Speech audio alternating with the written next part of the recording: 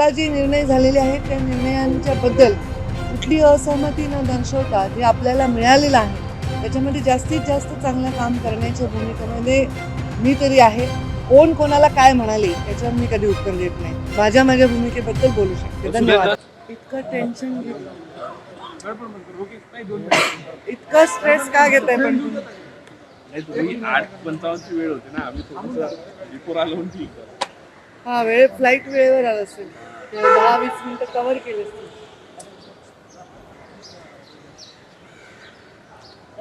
चला सुरू कर. काय आज मी नागपूर येथे जी आलेली आहे ती माझ्या डिपार्टमेंटच्या कार्यक्रमासाठी आलेली आहे आणि डिपार्टमेंटचा कार्यक्रम हा पूर्वनियोजित होता, त्यासाठी मी आलेली आहे. बोला आता काय. रायगड आणि नाशिकच्या पालकमंत्री पदाचा जो निर्णय स्थगिती दिला आहे, काय नाही, मला त्याची काही कल्पना नाही. मला त्याची काही कल्पना नाही. माझा विषय माझ्या अखत्यारीत सुद्धा नाही. बीडचं पालकमंत्रीपद तुम्हाला किंवा धनंजय भाऊ दोघांना मिळण्याची अपेक्षा होती, मात्र त्या ठिकाणी तुम्हाला नाही बा, याच्यावर मी तर भूमिका आधीच व्यक्त केलेली आहे.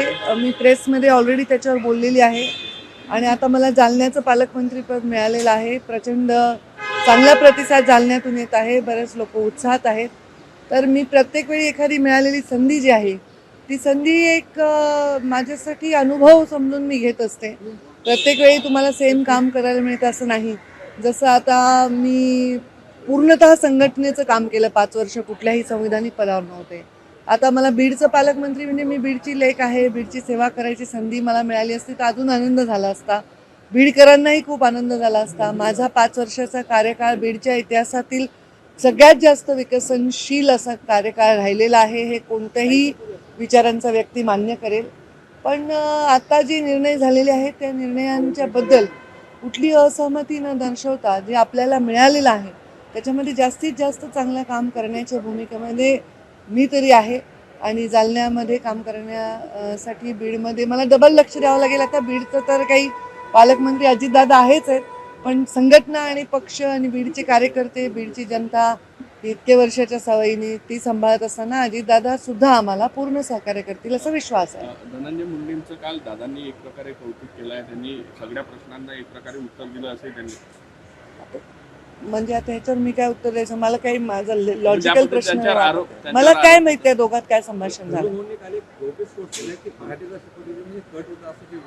याच्यावर तेच उत्तर देऊ शकतील. मी कसं देणार?